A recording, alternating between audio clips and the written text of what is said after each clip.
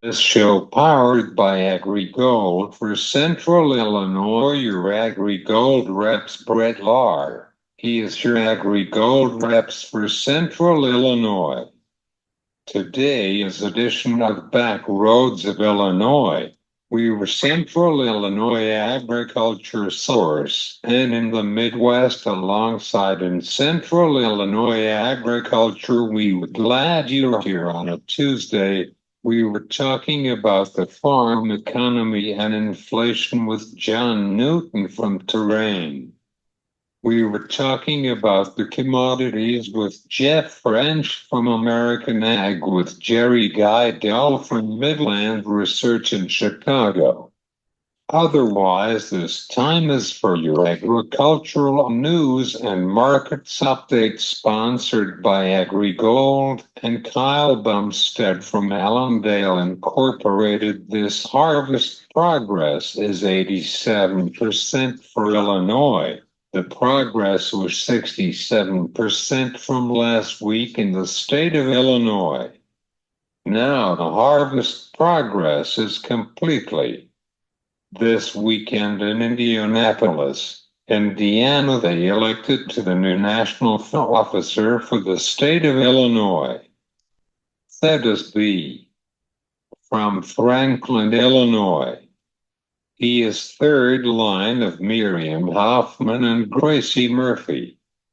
We are watching for the presidential election from next Tuesday on November 5th.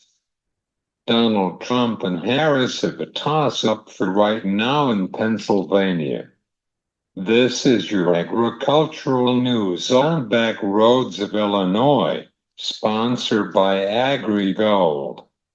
We were talking about the farm economy with John Newton from Terrain. We were right back with him.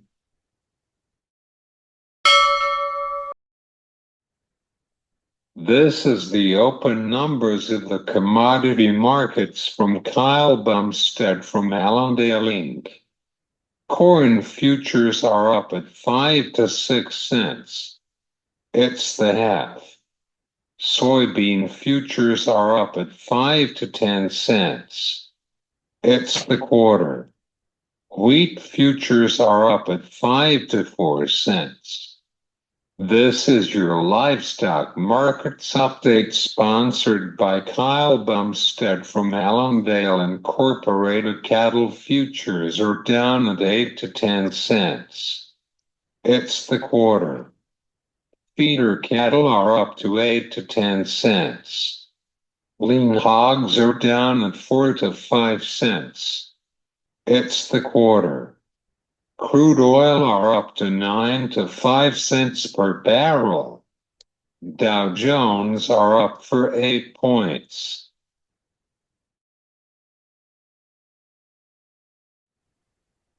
We were going to talk about the farm economy with the election going on for right now with John Newton from Terrain. We were glad you're here with us once again.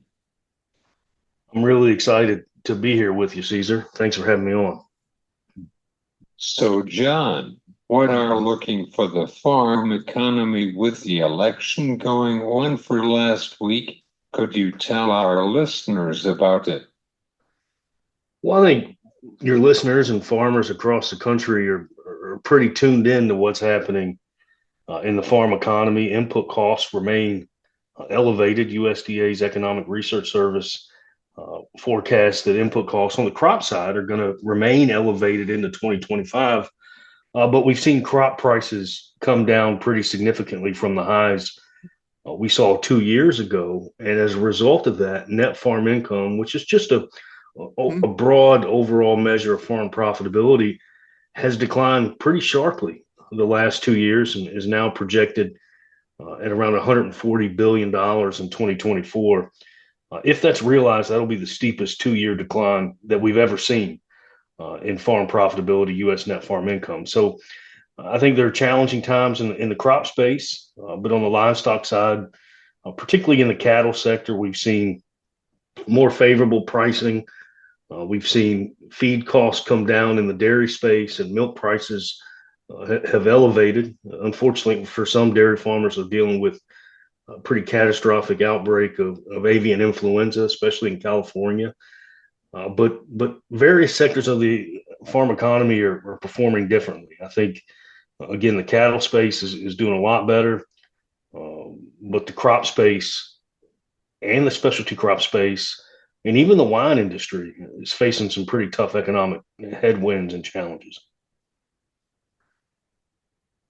What is your takes on the farm economy for right now, alongside with wars and inflation, especially in the commodities?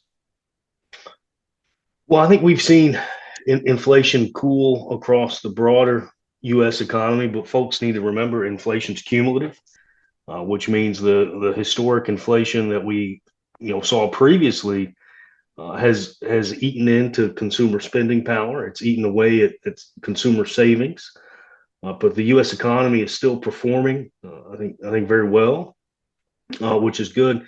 But then you mentioned the geopolitical issues, what's happening in the Middle East, what's happening in Ukraine. That certainly creates headwinds.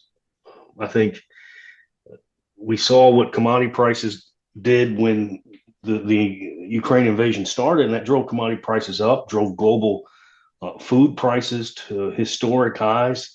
So these are certainly challenging environments to operate in. Um, but we have to pay attention to these geopolitical factors because they do impact demand for our agricultural products. I think China is a good example of our one-time largest customer in the export market. They're facing some economic challenges at home, and that's impacting their demand for U.S. agricultural products. But they've also, I think, everyone has seen the emphasis that they're now placing in South America, helping with infrastructure. They're purchasing more of their corn and soybeans from South America. So the global landscape in agriculture is constantly evolving, and it's something that farmers are always paying attention to. All right. We were talking about the commodities markets as continue reading at $415. What is your summary of the markets with the farmers' feelings? I think a good indicator of how farmers are feeling today is the CME Purdue University Ag Economy Barometer. The barometer that was released in September came in at the second lowest reading of all time since they started doing the barometer back in 2016, I believe. So, look, margins are tight, prices are declining going into next spring. I think farmers need to, take into consideration what type of risk management plans they can put in place. Could they leverage, new developments in crop insurance? There's the enhanced coverage option that was recently modified by the crop insurance board of directors to include a higher cost share on the farmer premium. So that could make that risk management tool more attractive, and it provides higher levels of coverage. So there's certainly a lot of angst in farm country, but one thing about farmers and ranchers is they're resilient. And in these challenging economic times, I know we'll find, our path forward.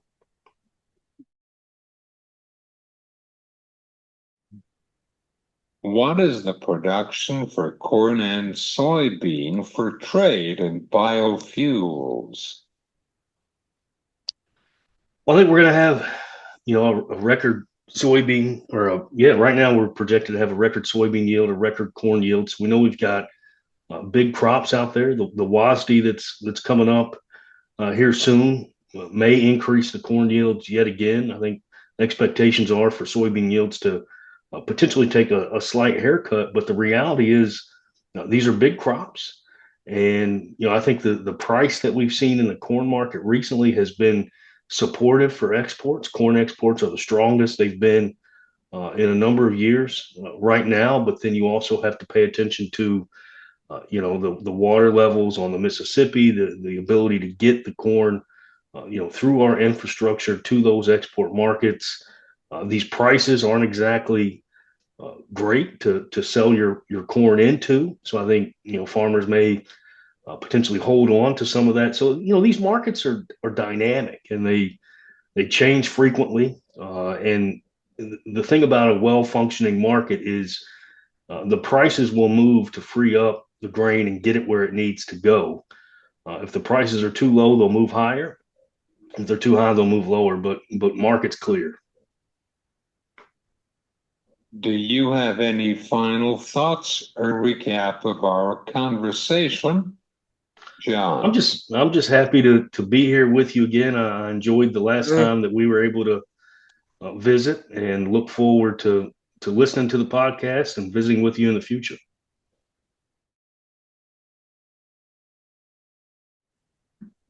Thanks, John. It was nice talking to you as well. Thank you, and happy Thanksgiving. That's John Newton from Terrain on Back Roads of Illinois. Get the most for every acre with AgriGold seeds for your field.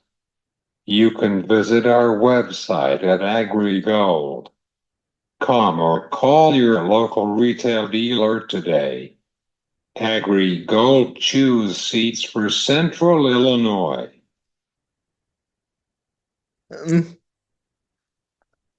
No.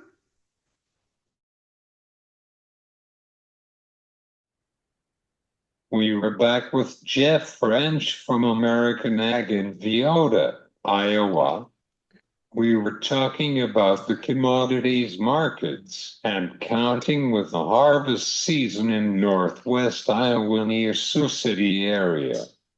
You know that due to the flooding in northwest Iowa and Sioux Falls, South Dakota, how is the corn yields for in the field for corn harvest in northwest Iowa? Well, yeah, Caesar. I mean, the affected areas that got all the rain early in June. I mean, there was holes in multiple fields. The USDA came out and said, about 70,000 acres of corn were affected, and 45,000 acres of beans were affected. So obviously, if it's your area, it's a very big deal. But when you look at the entire nation and the Corn Belt, you're talking about 5 to 6% of the entire area. So the yields were variable in that area, but the entire state, the rest of Iowa is going to be a record. The USDA right now has got us at 214 bushels to the acre. I would expect by January for that to go up somewhere in that 218 to 220. The corn is dry, there's no question, so we're going to lose bushels from that. But the USDA will not take that into account till probably September of next year on the quarterly stocks number. So the yields were fantastic. On the corn, most of my farms beat the record yield by anywhere from 15 to 25 bushel to the acre. And then on the beans, anywhere from 8 to 12 bushel to the acre for record yield. So very strong year. It's amazing how wet we started the year off, and then how we haven't got rain here for about the last 60 days, but that is expected to change hopefully here this week. So the yields were very strong. That is not going to surprise this market anymore. The market has been talking about that since June. So that's not going to be a very big factor. The biggest factor right now that I'm looking at is the South American weather. I mean, they're getting the rains now. They are going to be able to plant the beans no problem.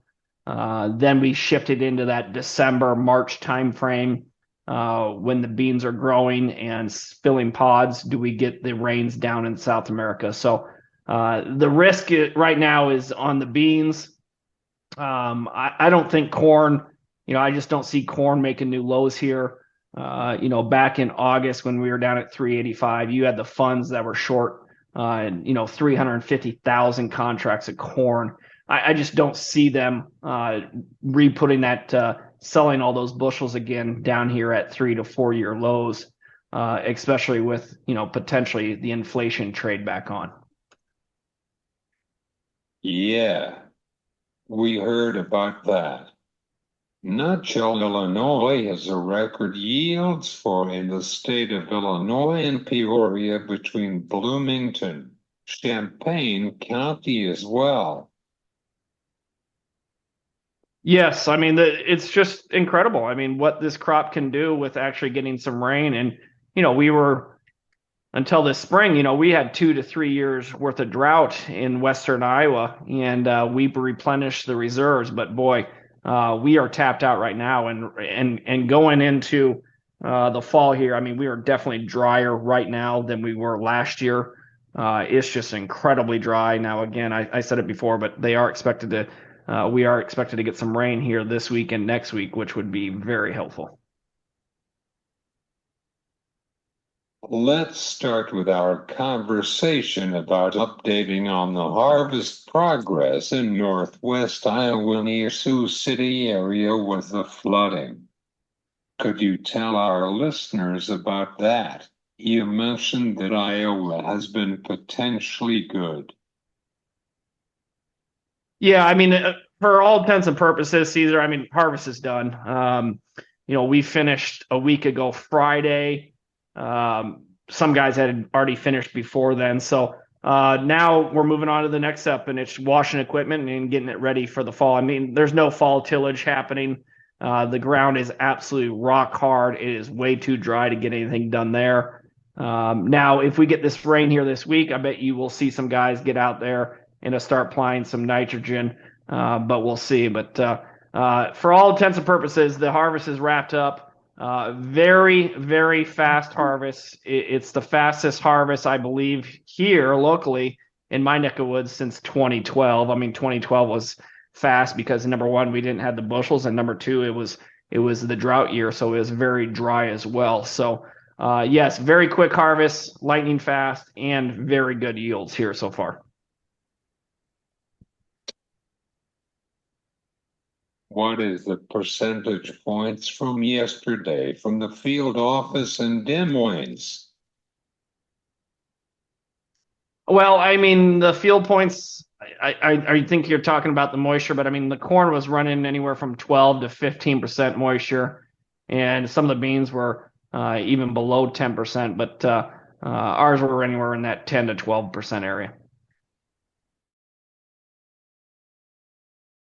So no major really surprises. The numbers were right in line with expectations.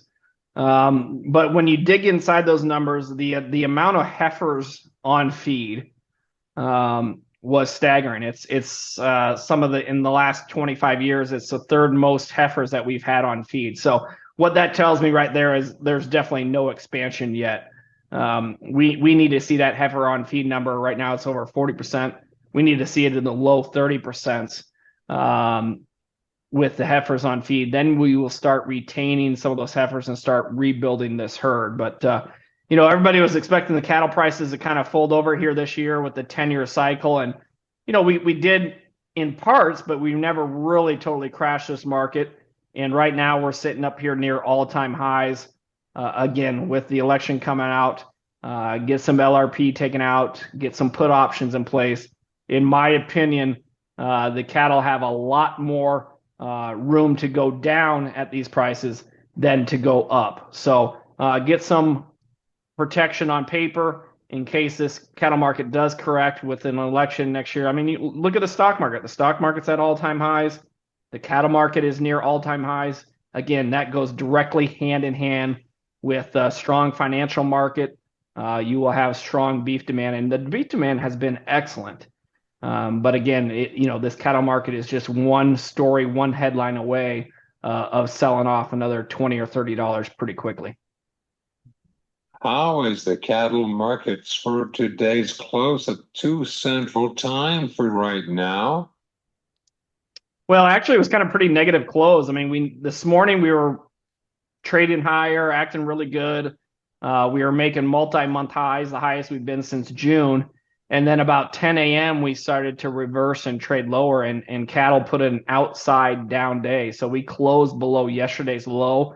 Technically, that's kind of a sell signal. Feeders were down anywhere from 230 to 320, 100. and fats were down anywhere from $1.10 to $1.60 a hundred. So not a real good look. Again, it's one day. We'll have to see if we get confirmation of it tomorrow. But again, can't stress with the election coming up, get some downside protection in place. Do you have any final thoughts or recap of our conversation, Jeff? Well, the hog market has been acting excellent, and I don't know if you pay close attention to that, but the hog market now here for about call it 2.5 months, 3 months, has been pretty much straight up, and it's on a $25 to $30 a hundred rally. It's trading up here at multi-year highs. So again, the funds are long, close to 100,000 contracts of hogs. And when that happens, especially going into the end of the month here, Thursday's the end of October, October 31st, and funds tend to dress up positions on a monthly basis. So they're definitely buying this into month end. Again, election next week. We're up here, funds long 100,000 contracts. Could not be stronger enough to get some downside protection in this hog market as well. Where people can find you for your consulting services in the Midwest. You can reach us online at aghedgers.com.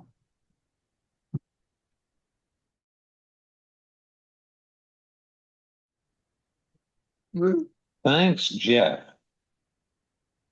Caesar, thank you very much. Have a great day, sir. That's Jeff French from American Adirondack Roads of Illinois. Get the most for every acre with AgriGold seeds for your field. You can visit our website at agrigold.com or call your local retail dealer today. AgriGold choose seeds for Central Illinois.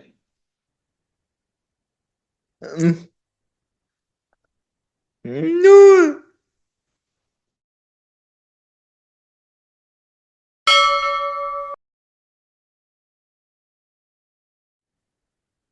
We were talking about the commodities markets with Jerry Guydell from Midland Research in Chicago, and we were looking at the corn yields in Central Illinois.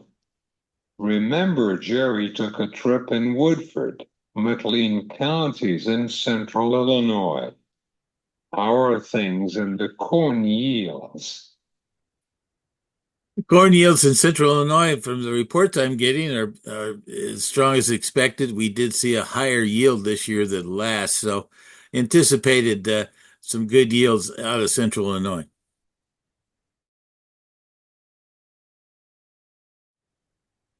What is the yields for right now? That did you hear in Central Illinois? Well, the yields, I think, are varying from 200 in some of the tougher spots all the way up to 260, 270. Central Illinois has a tremendous variation in its yields, but definitely some good ones. I guess the key question is, will the state yields be as high as the USDA's 222 bushel yield they're expecting? I'm a little cautious.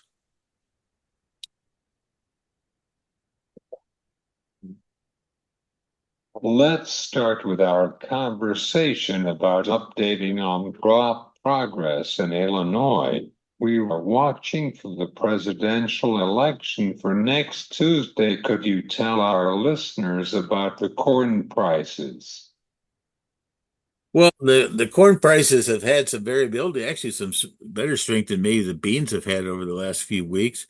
Primarily, I think, under various uncertainties here about the elections and that right now Trump has reiterated his ideas about putting in additional tariffs to China, or putting them back on, or adding more to them. And so that's definitely got people a little nervous in some cases, I think. But at the same time, we're getting back and forth on how the final election will turn out. Right now, the Harris isn't promoting any new tariffs on things, so I think that is the contrast between the two presidential candidates we have for the election next week. Do you have any concerns about soybean futures for the next couple of months until January? Well, of course, there's back and forth here on what could happen. Right now, we finally got some rains in Brazil, and so they're finally jumping on their planning scenario that's been delayed. That scenario still is going to watch closely. Same thing in Argentina, particularly in Argentina, where there's indications they're going to plant more soybeans this year than corn because of the leafhopper issues of last year. And so that particular one's a factor on our worldwide supplies. You know that we're in the field. However, this week will be warmer than average temperatures in central Illinois. Do you have any concerns about this crop for right now? Not from the weather itself. I think the weather impact this year has been a hugely rapid decline in seed moisture, which I think is potentially going to impact our national yields going forward. Normally it's 15.5 on corn, 13% on beans. We've heard a lot of commentary of corn in the 10 to 12 category or less. We've heard about a lot of soybean yields at 8 to 9% or lower. That means less weight. That potentially means less bushels. And I think that's the big unknown going forward. Did you get some reports from the field fire in central Illinois near Bloomington? I have some clients down there. I haven't got any specific news there, but I've seen a lot of commentary about the soil moisture, and actually my farms that I have in west central Iowa, the soil moisture on beans was at 9%. Corn was down at I think 12%. So I definitely have some firsthand knowledge that the seed moisture this year has dramatically declined at harvest time.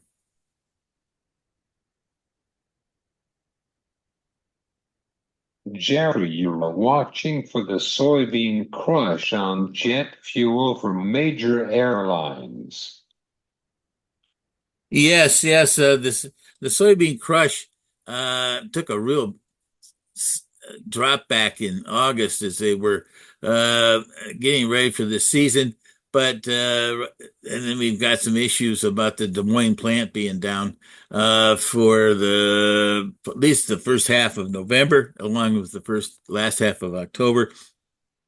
Definitely there's some ups and downs there, but I still sense that there's still some good demand. The one feature that's kind of got up in the air is our soybean use for renewable diesel. A lot of competition from used cooking oil, basically palm oil from the Southeast Asia. So that is a factor there. There is indications there might be things changing in some of the regulations out of DC, but nothing firm yet.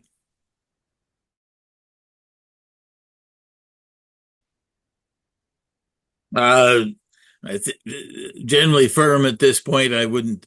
I really don't keep a close eye on the Illinois cash markets comparison to the other states, but they're definitely the Plain States area and things like that. Overall, the meat world is a consumer for my agricultural knowledge here and the grains. I don't do a tremendous amount of analysis on the meats on a daily basis. Do you have any final thoughts or recap of our conversation? Well, I think the one thing that it'll be quite interesting is as we go forward here, how much of an impact are we going to finally see here about these reduced seed moisture levels? This is an interesting point of view. Back ahead of the October crop report, or in that we had our field tests being coming out, and it turns out that at a data users meeting after the report, the USDA said that they had about 80% of their beans and 60% of their corn test plots already in and through the system. So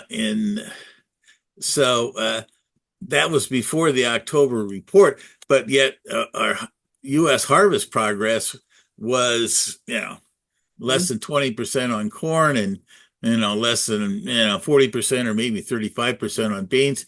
So this impact of the seed moisture situation, which is every elevator you talk to, there's the seed moisture coming in is substantially below the standard level. So I think that's a big factor going forward, and we'll see how much the USDA actually acknowledges that differences between their tests in late September that versus the actual amount of corn. This is highly unusual.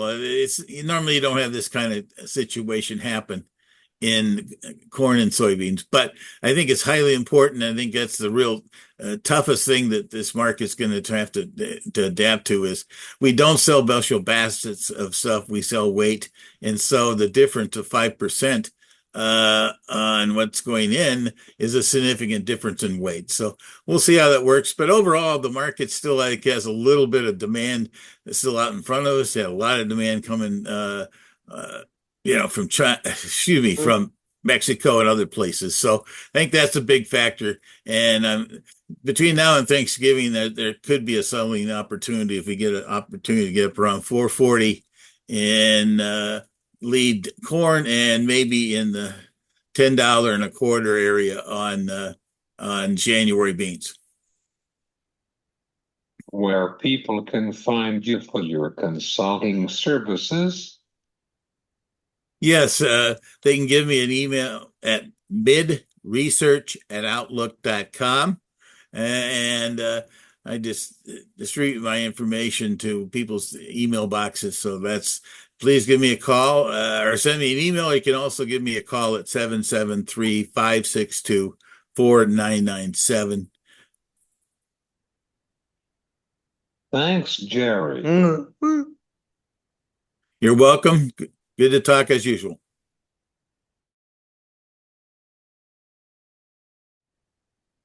That's Jerry Guidell from Midland Research on Back Roads of Illinois.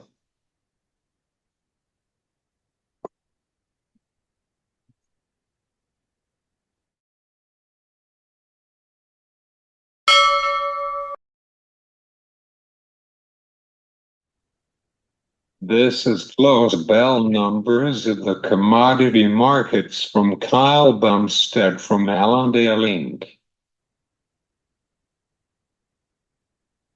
January feeder cattle $-2.925 closing at $24. December live cattle $-1.325 closing at $187.950. December lean hogs $+2.225 closing at $82.800.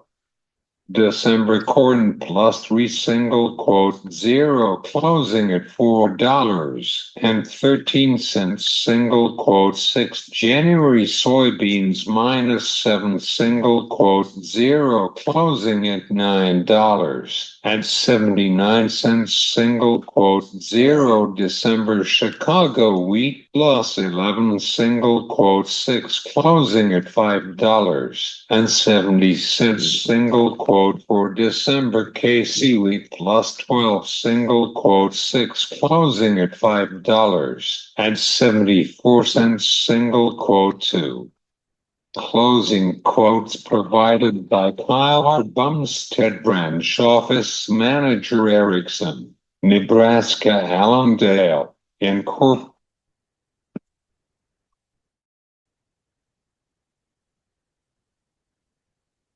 Thanks to our friends from Allendale for bringing the final numbers of trade.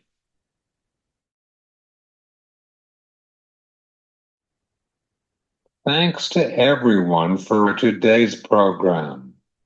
We're running out of time on our show, but you can subscribe to our show on YouTube. And whenever you get your podcast, The Spin Back Roads of Illinois, I am Cesar Delgado. Have a great day.